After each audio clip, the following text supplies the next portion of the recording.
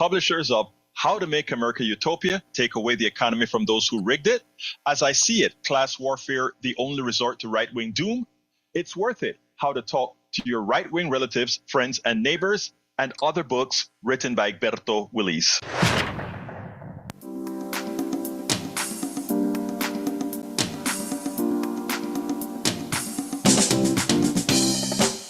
Welcome to Politics Done Right. My name is Egberto Willis, your host. Good morning, Houston. Good morning, Harris County. Good morning to the great state of Texas. And of course, good morning to Northeast Texas, Southeast Texas, Northwest Louisiana, Southwest Louisiana, and to every nook and cranny receiving the signals from our 100,000 watt transmitter. Folks, we are going to have a great show. Good morning to the rest of the world receiving our signals via what again? Via what again? Via the magic of the internet, formerly known as the ARPANET, created by whom again? By you. Now controlled by the billionaires, but we're going to take care of that over time. But before and without further ado, let's throw it to the studio. How are my two brothers in the studio doing? El Senor Howard Reynolds and Jack Van Beba. Jack, have you seen my billion? It's stuck in the cranny. The billion is stuck in the cranny. Oh, hell, I was looking for it in the nook. Well, you know what happens when you look in them nooks. Boy, I do. Sometimes I get slapped. Yeah. Oh, Man, you guys are messing with the nooks and crannies, man. What's up? Nooks and grannies. Okay. What is in Granny's nerve tonic? I don't know what it is, but man, it makes me see double most of the time. Jack, what you got, man? You got a whole lot of wisdom. Got about a half a page of wisdom, I'd say. Yeah, I'm going to do this. Good morning, Egberto. How are you? Good morning, my brother. I'm doing just fine. How are you doing? All right, I'm good. I'm doing a companion piece to your stuff today. All right. Right.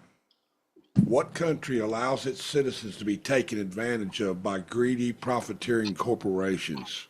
Our country, the USA. Greedy billionaires have taken over the political process and have gamed the system and turned it into a inefficient, immoral, predatory healthcare system that turns the patient into a revenue stream to be exploited financially. Our healthcare system should be financed through taxation, not insurance. Take the profiteering away and install a healthcare system that is moral and humane. Well, the good part about it is, Jack, is once the incoming administration completely and totally destroys the government, we can start over again and start installing those. Hey, that's an idea. You know what? Something that is profound. Sometimes you just have to tear something down, let people see how bad it can get to build it back up. Unfortunately, a lot of people suffer, but hey, that's what they voted for. So, but you know what, Howard? Jack, what you said makes such sense about that healthcare thing. Let's go ahead and introduce Brother Aquino, and then I want to have a little short word about that because I did a piece yesterday that it's too long to play here right now, but I want to kind of talk about. But Brother Aquino, Neil Aquino from the Houston Democracy Project, HoustonDemocracyProject.com. He is the founder. He is here every Thursday with us with his wisdom. Senor Aquino, give me some wisdom. Very good. Very good. Good morning. Good morning. I spent the last week in the Chicago area, and it was cold. It was cold up there, and I saw Lake Michigan, and it's a big blue unsalted sea. It was nice as could be to look at it, but it sure was cold. The last time I was in Chicago, I made the mistake. Actually, no, that's not true. The last time I went to Chicago was in the summer, but the time before that was in the winter. And I made the mistake and walked the shorelines of, what is it, Lake Michigan? Lake Michigan. Lake Michigan. And my God, I had never felt such a piercing cold that went through that thick coat that I had on. was like nothing. But anyhow, talking about what brother Jack, not Jack Cousteau, I think it's Jack Van Bibber, what Jack Van Bibber had to talk about. Yesterday, I did a piece on the 3 o'clock show. It was a reprise of an interview that I did 4 years ago with a guy in Norway. This guy went ahead, and I think it was after Bush. I think it was after Bush got elected. He just got fed up with the United States, and he moved to Norway. And in Norway, he worked in a theater and he did some other stuff. And his kids grew up in Norway, and one of his kids had an accident on a mountain, broke his back, got paralyzed. And, once you're talking about a kid or an adult with a chronic accident like that, and with almost a lifetime of support or years of recovery, that is hard on the family. I can tell you right now, having a daughter that came back home having had 2 strokes, it's very, very, very, very difficult here in the United States if you had anything like that occur to you. Well, this guy's son broke his back. He was paralyzed. And he actually, I used to do, well, not used to, I continue to do stories on healthcare. And he went ahead and he saw one of my programs in Norway, and he wrote me a long email telling me the whole story about what occurred with his son and how for them it was nothing. What the only thing they had to worry about is his son recovery and the pain of senior's kid in the state that the kid was in. But what made life worth living, what made life pleasurable, was just watching how in Norway the state, your country, your government said, we love all our people enough. We care about our people enough that we are going to give them a part of our social construct is to give you that which makes you better, that which makes you whole. And what they did is they took care of that kid from the time that kid was injured. He got a helicopter ride off of that mountain by the healthcare system into their medical system.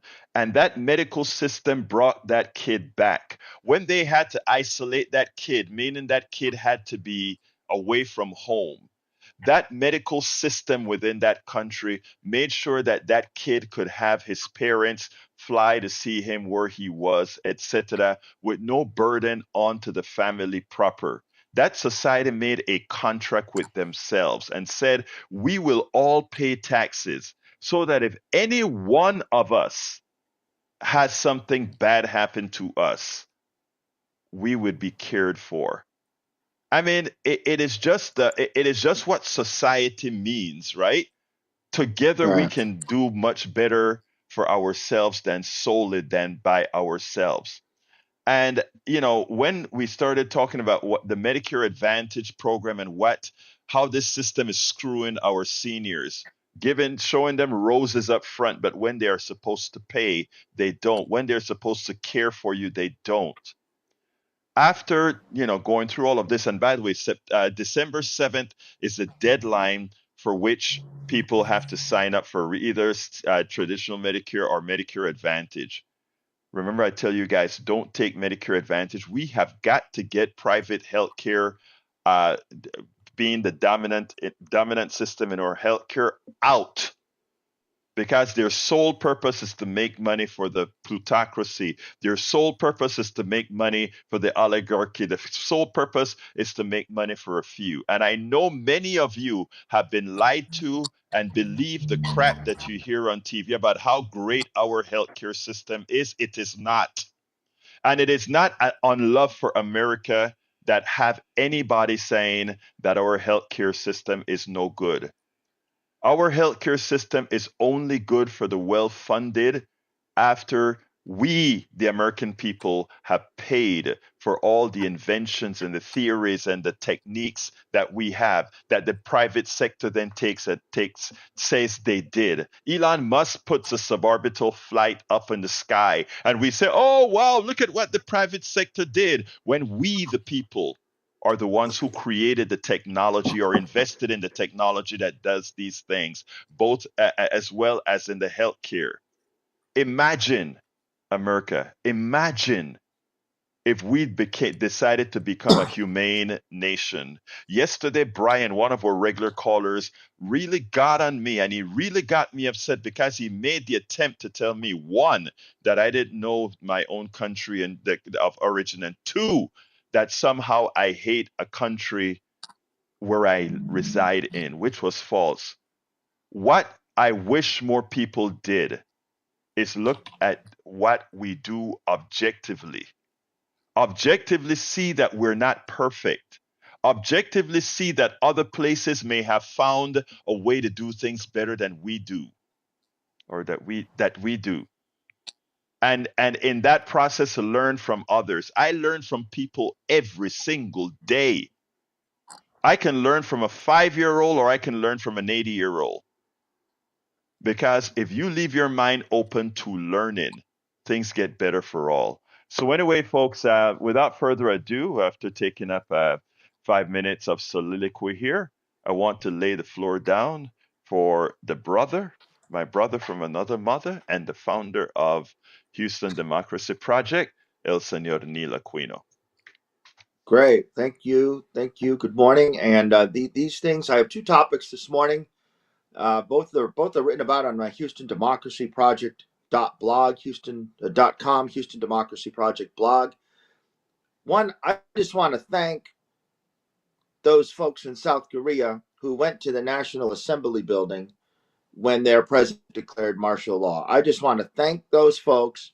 What a contrast between January 6th and the way that's being handled in South Korea. The president, President Yoon, declared martial law late at night, whatever he was thinking. He's got his own legal problems. He's got bad poll numbers, declared martial law. The military tried to enforce it, or some of the military, at least some of the police. The people went down there. There's a picture on my blog of people went down there with cameras, video recorders, and they took pictures of the troops entering the National Assembly building so that it would be documented. And that's a good lesson for here. That can be done here if we encounter situations where police, National Guard, DPS, Greg Abbott's troops are following a martial law order, a use of the Insurrection Act by President Trump, as he's threatened.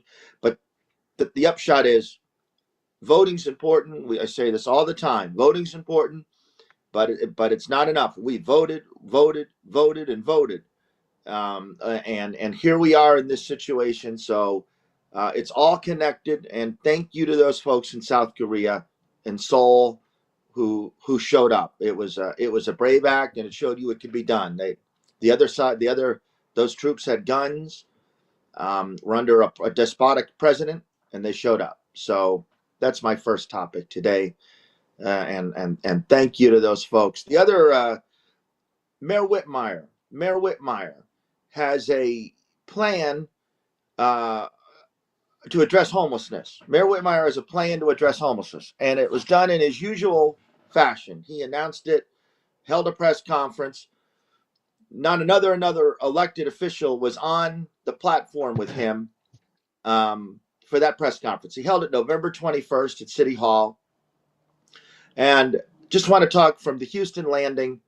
They want to put people in stable housing immediately by keeping beds available, partnering with police to get residents to resource hubs, and increasing outreach to unhoused individuals. Now, the Supreme Court last summer changed how we do things, and you can now criminalize lying on the street. You can, but before you could, it had a First Amendment protection. You could not, and he cited that. He cited the Supreme Court had given him a tool. To continue, the city will need to enact ordinance changes. So the ordinance change it's the civility ordinance. It's called the civility ordinance. It's linked to in my blog. And the civility ordinance only pertains to the most poor. The civility ordinance only pertains to the people down on their luck. All the civility ordinance does is deal with lying on the street It's enforced in certain areas of the city. He wants to enforce it to all of the city. And I just get so caught up in this term civility ordinance because it's only the most poor who have to be civil. So that Range Rover driver runs the red light, almost kills you, goes on their way. That incivility spans all economic classes, but they want to expand the so-called civility ordinance just for the most poor. They're the only ones who got to be polite. The city's already committed $25 million. They don't have a funding source. He talks about a $70 million program. He wants to partner with the state. Now that might be fine. We should get back the money. The state takes money from us. We give them money. We're an economic engine.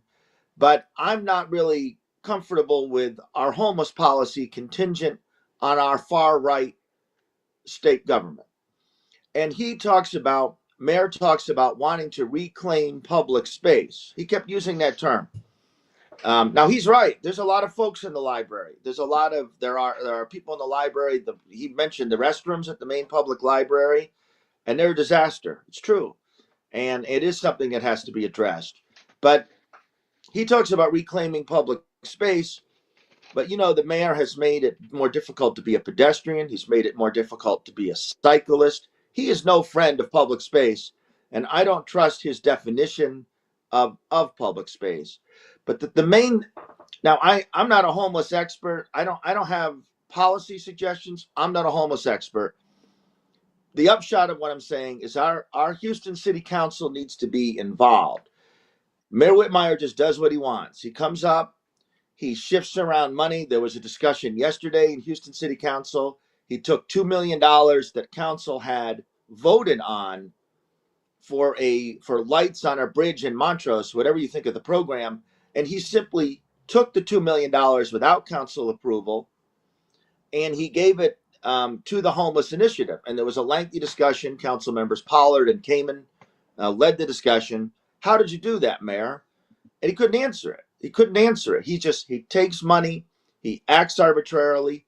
He doesn't include council. He browbeats members of council.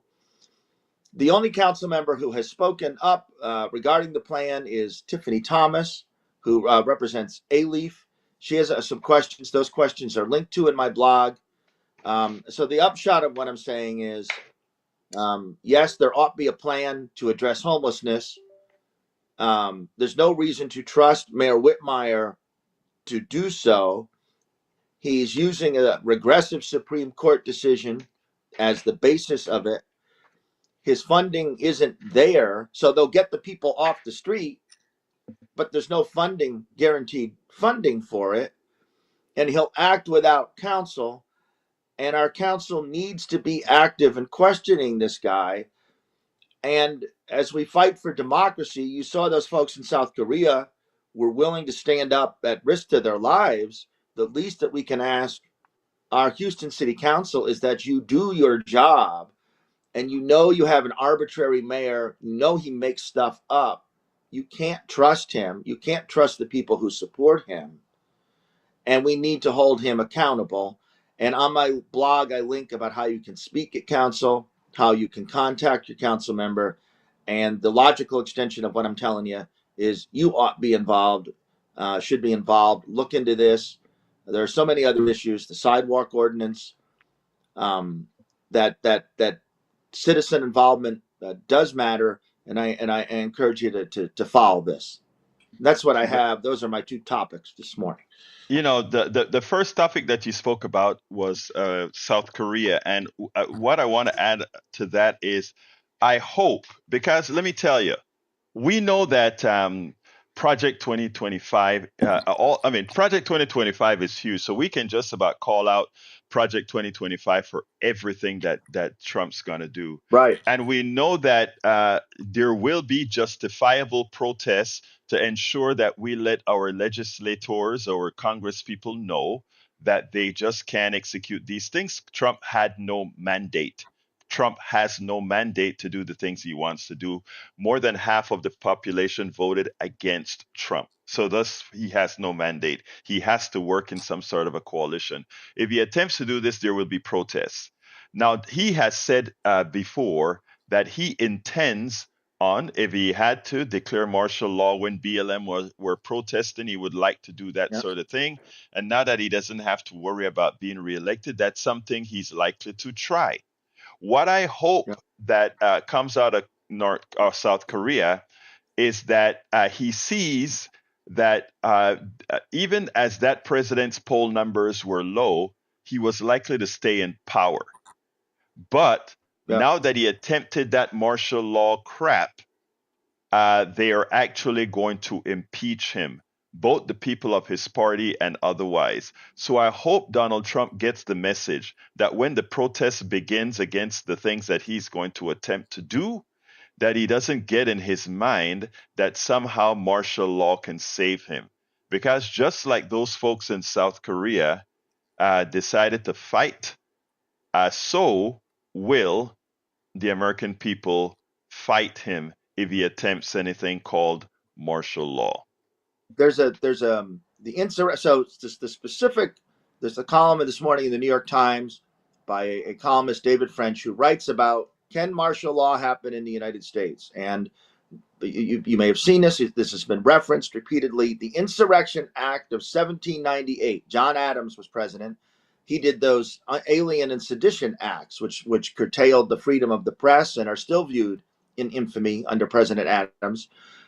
This is a quote from the Insurrection Act. Whenever the president considers that unlawful obstructions, combinations, or assemblages, or rebellion against the authority of the United States make it impractical to enforce the laws of the United States, that's when he can use these powers. Take any measures he considers necessary. That's a quote, to suppress any insurrection, domestic violence,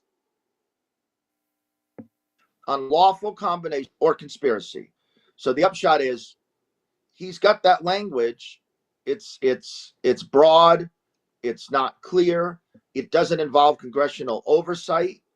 It's a 226-year-old law, and that was what he was considering using during the George Floyd protest. And it says here that the last time that this was invoked was during the Los Angeles riots in 1992, which had to do with the acquittal with Rodney King, the acquittal of the police involved with Rodney King. Like I've said, the Constitution, for the most part, is a great document, but also the Constitution is a document that it's all, in as much as we call the Constitution a property document. It is also a class document because it protects classes, if you will. In other words, it's not truly fully. It has undemocratic outtakes. The Senate is an undemocratic outtake. The Insurrection Act is an undemocratic outtake. It has a whole lot of outtakes there to protect the few. Meaning the plutocracy, that really should have some mitigation. Welcome aboard, Jay, and thank you so kindly, Jay. Likewise, Paul Fleming Sr. Thank you for being here from. I think he's from Powder Springs, Georgia. We have listeners all over. Go ahead. Before we our first call, and I appreciate callers, I just want to make, when I mentioned Mayor Whitmire, he's doing stuff without approval. So we talk about Trump. What Mayor Whitmire was asked repeatedly yesterday, how can you take this money that council allocated? Council voted for this money to light up the bridge in Montrose. I actually think I don't really think it's an effective use of money, but it doesn't matter. Council approved it. He said, I take personal responsibility. Those were his words. Okay. But he's not the boss. He can't just take personal responsibility. And not only that, what the hell does personal responsibility mean? What are the consequences? It consequences? doesn't mean anything. And I have referenced here before, and we'll talk about it again in the future. At the moment the process is stalled, the sidewalk ordinance. With our sidewalk ordinance, if you build a new home, a new lot, you're supposed to pay a fee. If you either build a sidewalk, you're paid a fee. Whatever you think of the law, Mayor Whitmire wrote a memo gutting the fee. there was a vote of council. So the point I'm trying to make to folks is he just is taking laws of ordinances of council, and it is no different. Musk and Trump want to repeal a 1974 post Watergate law where, because President Nixon was getting funding bills from Congress and was not appropriating the funds. So a law was passed negating the president's ability. Mm-hmm. That is exactly what's going on here. Mayor Whitmire is saying, I'm not going to follow council. And Musk and Trump are saying they want to take this law to the Supreme Court. You at Congress can pass this. This is why they don't care that they have such a thin majority in the House of Representatives. Why they're going to pull 2 or 3 people out to take administration positions and leave the Republicans with just a 1-seat majority. They don't care because they intend to ignore Congress. It's called Donald a Trump doesn't. unitary. Yeah, I'm sorry. Go ahead. Right. And John, to end it, John Whitmire doesn't care that that there is a fee for a sidewalk to not build a sidewalk. Council did approve this money, or if you remember at the beginning of his term, where he ripped up the new improvements on Houston Avenue. Mm-hmm. And it doesn't matter whether you are for or against these things. That's irrelevant. He just found the money. He says we're broke. Council had approved this spending for this purpose. He finds the money out of the blue and undoes it. So we have an autocratic Trumpian mayor right here in Houston, But and council needs to oppose it. here's what it's not only council that needs to oppose it. Let me tell you, we need to start talking about, and you can probably start building this citizens group that file civil suit against an autocrat. That is what we need. We need a civil suit against an autocrat that again for the he's pretty much saying that city council has no purpose. I can do as I please, and the people elected city council as your representatives. Therefore, maybe the people need to invoke a civil lawsuit. Well, there's a ripe case for that, and that is Proposition A. So if you remember last year, Mm-hmm. overwhelmingly, I forget the percentage, but overwhelmingly, the people of Houston, Proposition B, excuse me, Proposition B, the people um, in our Houston Galveston Area Council, the people overwhelmingly said, if we don't get fair and equal representation in this regional transportation and planning entity, the Houston Galveston Area Council, we are instructed to leave. We are instructed to leave. And there was a discussion about this 4 or 5 weeks ago at council. Mayor Whitmire said, I know the people who organized this thing. And so the people who organized this thing were the people against the I-45 expansion. They were the energy behind it. Now, this passed with 65, 70%, whatever it was. He doesn't intend to enforce it. He doesn't intend to enforce it. He doesn't intend to enforce it. The people voted for it. So that's just, and so I have heard talk of a lawsuit to get us to, Council Member Pollard encouraged someone to file a lawsuit. But there's just another example. So not just council ordinances. The mayor, this is a referendum by the people of Houston, and he's just like, the hell with that. Yeah, again, we need, one of the things that let some politicians get away with these things is that people are not engaged. What I hope is that with programs like ours and blogs like yours and mine, that we make people aware of actually what's going on, so that these guys can't run their little autocracies around the country, right? So, Neil, it's on you. You need to start promoting the necessary civil suits, brother. What is it called? It's not called, I think it's Houston Democracy Project. It's called Houston Democracy Project. It's on you, brother. As brother Tom Hartman would say, tag, it's you. Anyway, welcome aboard the chat, Billy Allison Irwin, I think from Summerwood. We also have Melanie Keelan from Barcelona, Spain. We also have Jay. Jay, where are you from? Thank you for supporting our online books. Let's say what else we got here. Para ver. We also have PDR. But David on line one, come on in, David. How are you doing, my dear brother? Is this David from Michigan? No. Egberto, San Francisco. David And, from San Francisco. How are you doing, David? Oh, okay. hey, pretty good. We had a mayor similar to what you're describing out here in San Francisco about 30 years ago. He was associated with Oliver North when he was still bringing that cocaine into the country and pretending to be a patriot. And this guy was a lieutenant in the slummiest part of town, and mysteriously all this cocaine started showing up, and nobody would ever get arrested. And mysteriously, this guy gets elevated to become police chief, and then all of a sudden runs for mayor and becomes mayor. And so he started doing exactly what you're describing of your mayor. And the taxpayers, the way we resolved it was the taxpayers had to basically check the books 100 different ways. And no matter how conservative somebody is, they always like to know that they're not being ripped off.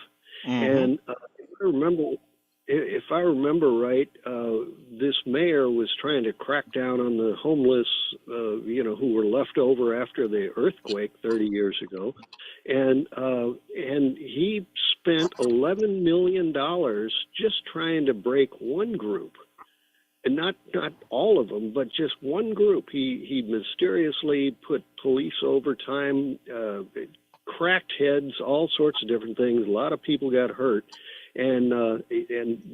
But we whooped him, and so there is a way of doing it, and checking the books is a big part of it.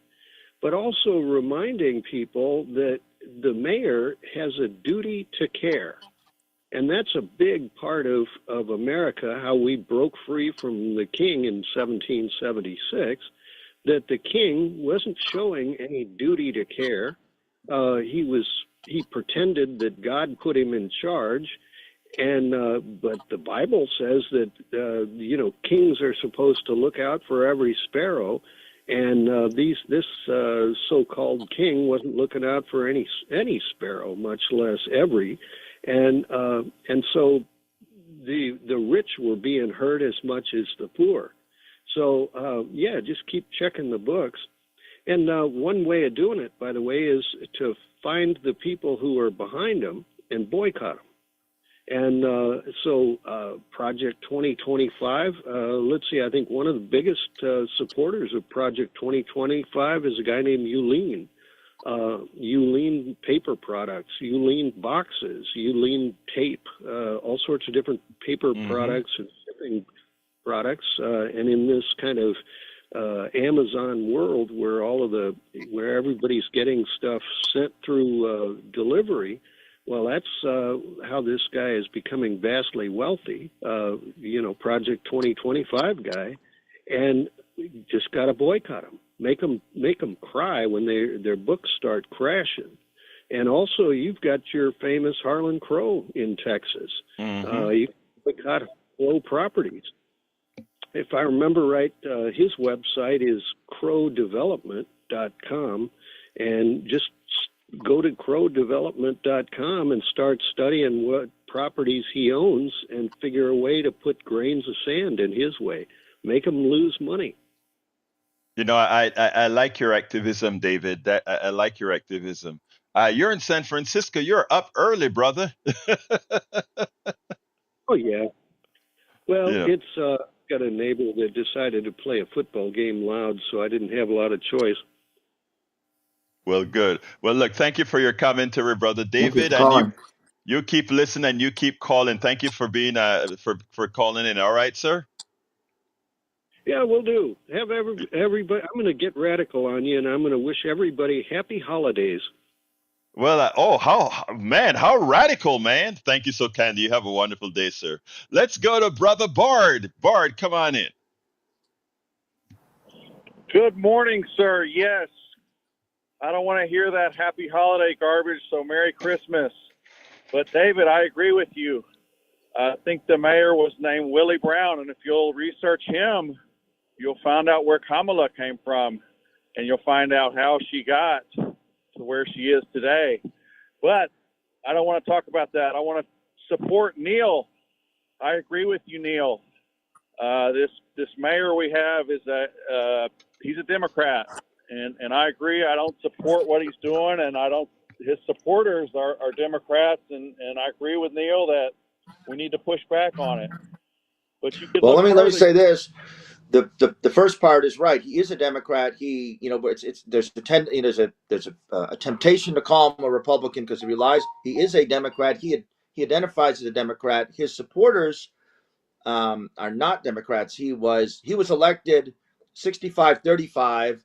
I remember a poll. I'm sorry if it was the Chronicle or the Hobby School. Republicans supported him in the poll before the election, 97-3, I think was the number, over Sheila Jackson Lee, rest her soul. The mayor won with a lot of Latino votes, Latino Democrats, and some measure of Democrats in the Heights and things like that. Those Democrats probably aren't voting for him anymore. And if he runs for re-election, his coalition at the moment, I think, would be Republicans and what of his Latino base that he could keep. And our city elections are disproportionately Republican, disproportionately white, disproportionately older, and that's the coalition that he rode to defeat Congresswoman Jackson Lee. So is he a Democrat? Yes. Are his supporters Democrats? I'm not sure that's the case anymore, and it wasn't much the case to begin with. I actually say he caucuses with the Democrats. Right. Well, he continues, and we were told by Sylvia Garcia, it's important, though, to continue to identify him as a Democrat because Senator Carol Alvarado, Congresswoman Sylvia Garcia, the AFL-CIO Labor Council, they kept telling us, oh, this guy's okay. This guy's okay. And they've crammed that rip-off firefighter contract down our throats. But it's important to call him a Democrat. In that we need to remember the role of other Democrats who said this guy's okay, and he wasn't okay. And like I said, people have to speak out. But Bard, now Neil addressed the issue with the mayor. I want to address the issue with Kamala. And the reason why I did is I promised to push back anytime anybody pushes something, anytime a woman is successful, she doesn't need some man to be the genesis of said success. And this woman is successful in her own right. This woman is much more intelligent than the person who won the election. But unfortunately, we're still in a system and I just did a TikTok about it this morning. We're still in a system where gender and race plays a big part. And we simply have to listen to your narrative often to understand your own biases. But that's okay, my dear Bard. We still have room for even you, my dear brother. So thank you for calling, and you have a wonderful rest of your day. Let's go to Moses. Please, sir. Come on in, Moses. Good morning. Good morning, sister. How you doing? All right. Let me make this point. Concerning the mayor of Houston and every other one, I called him a dog in a goat party. The dog wanted to enter the goat party, so he put on false horns. And when the goat at the door checked his horns, the horns fell, and they found out he was a dog and not a goat. So there it is. Now, the point is, what needs to be done is to blow the trumpet loud all over the city and wake up all the people, just as what happened in South Korea. The man did it at midnight. It didn't take a few minutes. At the same time, the whole city or the whole place was woken up the people and their representatives moved immediately to right the wrong. They moved the trash. They did not wait the next day. And we see that again. What happened with the term called a vote of no confidence in a defective leader? We have lost that, And we looked again and we saw it in France. We have this person in France, and what did the French do? What did the French do? They called a vote of no confidence in the man, and they moved the trash immediately. Moses, you know what is amazing? The coalition that actually got rid of the central government was a coalition of the far right and the far left. Amazing, isn't it? Again, look at what is happening in nations that are beginning to see what the mistakes in America. When they begin to see the defect coming onto them, they begin to see, the disease coming, immediately they know the danger, and they do not wait to to take people to court or anything. The whole place moves the trash immediately. That is so true. In this time that we are living, when we see the defect, somebody needs to blow the horn so the whole country can hear it. Here comes the danger. And they can be reasoned, they can rise and remove the trash immediately. Not wait for lawsuits and all this kind of stuff that drags on. Move Thank the you. trash. Hey, Moses, thank you, but thank you, Moses. Thank you. But my lines are all taken now, so I have to run down and start taking calls one at a time. You have a wonderful day, and thank you so kindly for calling. Jay is in Las Cruces, New Mexico, and Los Angeles, California. Man, I have some early listeners on the West Coast already, they're up early, man. Yeah. and also on Mountain Time. Hey, I love you guys. Anyway, let's get to Eddie. Come on in, Eddie, número 4. Hey, good morning. How y'all doing? We're doing fine. Morning. Yesterday you were talking about an article that said even though Trump was elected, voters wanted progressive policies more. And you cited a study, and I wanted to challenge you on 3 points in that study. Please do. Okay, so first point is they pulled 5,000 individuals. They never break down the individuals to say, are they 50-50 Trump-Harris voters? Are they 60-40 Trump-Harris voters or Harris-Trump? That makes a big because you can predict the result. I agree with you. Go ahead. Continue. Next point. Second point, 5,000 people out of how many people that voted? Last I checked, 156 million people voted. That's 0.00003% of the voters. There's not a mathematician in the world that would say you get any statistical significance out of that poll. Okay, what's your third point? Third point is read the question. The biggest discrepancy in healthcare, the question said, and I'm driving, so forgive me, I can't read it. No, that's fine. Would you be in favor of a policy that lowers Medicare costs, medical costs, and lowers prescription drug costs? Or would you be in favor of a policy that slows innovation and makes it slower and harder to bring new drugs and cure to the market? Think about how that passed. I'm a strong conservative. I'm going to vote for the progressive policy if you frame it that way. And I agree. And that's a point. That is a point that I'm making. The problem, and I'm glad you brought up those 3 points because it gets me to address you directly. First of all, a 5,000 people sample for 156 million country, if that statistical model is done correctly, it actually is a good reflection of the population. That is a statistical certainty. So on that point, sir, you're incorrect. Number 2, if you talk about no, sir. I made you say your piece. Some folks say that I don't give people a chance to talk.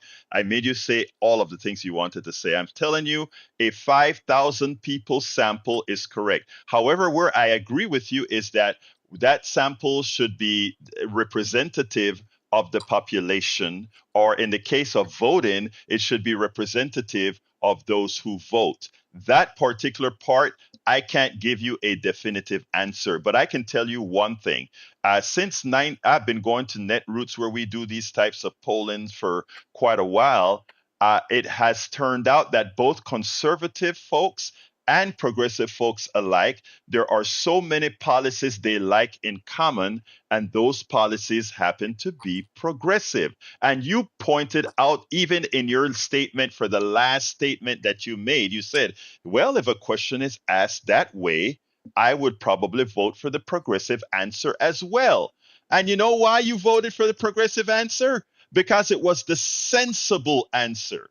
It was a sensible question. That's why, my brother. So what I'm saying, did I interrupt you, sir? Please let me finish. One more thing. And then you. All right. So what I'm saying is, I respect your view, and I respect that you are a sensible, smart person. And a sensible, smart person, if the progressive idea makes more sense for you and your family, that is what you will choose, irrespective of calling yourself a conservative. Now you can answer, sir. Okay. When I say I choose that, it's not because I agree with necessarily that policy. The other choice is garbage. If you say your choices are, do you want $100 or a punch in the gut? I'm probably going to choose $100. I understand that. I understand that. But what I'm saying is, when it comes to healthcare, oh, go ahead. I thought you were done. Go ahead. No, but that's the choice that question gave me. It gave me, do I want to save money or do I want to kill medical procedures? And that's the right question, is what I'm saying. Because what I'm saying is those. Go ahead. Oh my God, I thought you were done. Go ahead. I'm sorry. I don't believe my conservative policies kill innovation, cause drugs to come slower to the market. Okay, and I can tell you that you're definitely wrong, and I can explain why you're definitely wrong. And let me do it this way. Every drug that you think yours. No, it's not an opinion. This is a statement of fact. And let me explain why it's a statement of fact. Because it's already done. It's not in the future, it's in the past. Okay? Every drug that. Can I finish? All right. Yeah. Go ahead. Every drug on the market has its genesis in the public sector.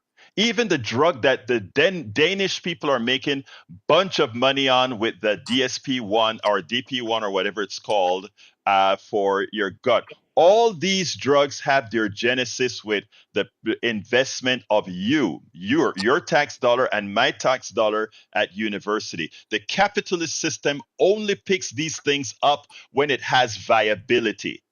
That's a statement of fact. And if you take a look at what Musk is doing as a statement of fact, these people take the government takes the risk, and they take the secondary risk. But the major risk in all the innovation we've had thus far in this country, most of it came from the government, whether you want to accept it or not, but it is numerical and it can be proven with everything that we have done thus far. If you want to go into more detail, we can do that on another show, because I don't have the time right now. Nope, I understand. Thanks for the time. I'll call Thank back. you, brother. You have a wonderful day. Let's go to Betty. Betty, a quick one, I hope. My dear sister Betty. Okay. I'm Bart. He has no body or reflexes. It is called a hand is quicker than the eye. He has none. What I wanted to say about the homeless, it's going to be, if we have a hard freeze, it can be the death, and what a way to go. And on Whitmore, I got to hang my laundry out on him. Whitmore is a Rand Paul's father. He liked to write the laws and pick our pockets, and he was a very bad guy and nuts. But Whitmore, he needs to go take a walk. Thank you, so kind, Betty. You just have a way with words every morning that you call here.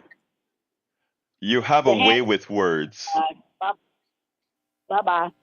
Thank you, sister. Have a Okay, great day. thank you. All right, let's go to Jeff. Come on in, Jeff. Real quick, Jeff. I don't have a lot of time. Good morning, Eduardo. Good morning, How are my you? brother. I'm doing fine. Talk to me. No, I just good. I just want to say, the conservative that called just a few minutes ago, he was pretty sharp on his points, and you talk about